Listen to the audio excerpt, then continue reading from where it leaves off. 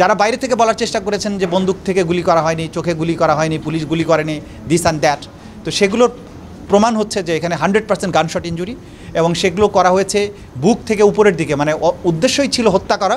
এখানে 920 জন bullet injury যারা চোখে গুলি লেগেছে এরকম রোগীদের এখানে চিকিৎসা দেওয়া হয়েছে। আমরা হাসপাতাল কর্তৃপক্ষের দেয়া তথ্য মতে এটা জানতে পেরেছি।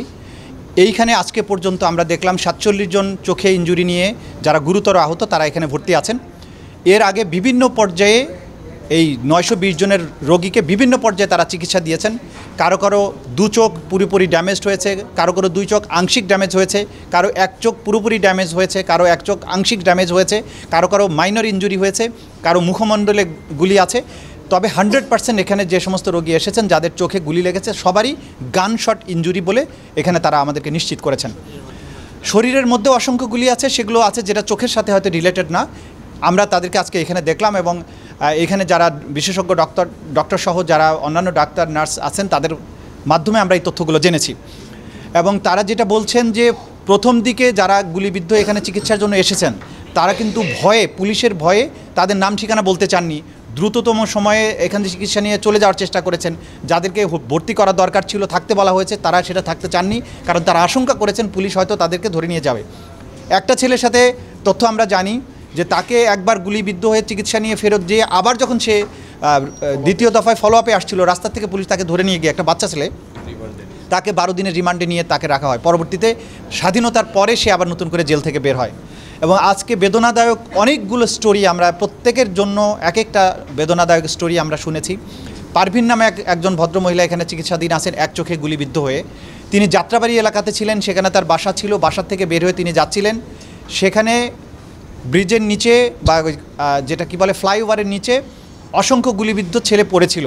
একটা ছেলে তাকে ইশারা দেয় যে আমি গুলিবিদ্ধ নড়তে পারছি না, আমাকে একটু ধরে সরান এখান থেকে। তো তাকে সে বুকে জড়িয়ে কোলে করে নিয়ে সরার চেষ্টা করেন। ওই ছেলেটাকে কোলে নেওয়ার পরে সেই ছেলেটা ইউনিফর্ম পরা ছিল, গলায় একটা আইডি কার্ড ছিল। যখন তাকে বুকে নেয় এই সময় আরেকটা গুলি এসে ওই ছেলেটার পিঠে গুলিবিদ্ধ হয় এবং ছেলেটা তার বুকেই শহীদ হয়ে যায়। উনি যখন পিছনে ফিরে যখন আবার দেখার চেষ্টা করছিলেন যে গুলিটা কোন দিক থেকে আসছে, তখন আরেকটা গুলি এসে তার চোখে লাগে এবং সেই গুলি নিয়ে তিনি এখানে চিকিৎসাধীন আছেন। এবং তাদেরকে দুজনকে একসাথেই ঢাকা মেডিকেলে প্রথমে নেওয়া হয়, তারপরে ছেলেটা সেখানে মারা যায় বা গুলিবিদ্ধ অবস্থায় তাকে, শহীদ অবস্থায় তাকে সেখানে নেওয়া হয়। তো এই যে আমরা দেখলাম যে তাদের যে অপারেশন হয়েছে, অপারেশনের পরে যে পিলেটগুলো চোখ থেকে বের করা হয়েছে, অনেকের ফাইলের মধ্যে কিন্তু এগুলো সংরক্ষণ করে রাখা হয়েছে। তো যারা বাইরে থেকে বলার চেষ্টা করেছেন যে বন্দুক থেকে গুলি করা হয়নি, চোখে গুলি করা হয়নি, পুলিশ গুলি করেনি, দিস অ্যান্ড দ্যাট, তো সেগুলোর প্রমাণ হচ্ছে যে এখানে 100% গানশট ইঞ্জুরি এবং সেগুলো করা হয়েছে বুক থেকে উপরের দিকে, মানে উদ্দেশ্যই ছিল হত্যা করা অথবা পার্মানেন্টলি ডিসেবল করে দেওয়া। তো এগুলো আমরা এখানে দেখেছি, এগুলো তথ্য প্রমাণ আমরা সংগ্রহ করেছি। আমরা আরেকটা কথাও যেটা বলেছি, আমাদের এই দ্বিতীয় মুক্তিযুদ্ধের যোদ্ধা যারা, শহীদ যারা, তাদের পাশাপাশি আমাদের ডাক্তার সমাজ, এই হসপিটালের চিকিৎসক যারা আছেন তারা অসম্ভব রকমের সার্ভিস দিয়েছেন, দিনরাত টানা 72 ঘন্টা পর্যন্ত ডিউটি করেছেন, এটাও আমরা দেখতে পেয়েছি।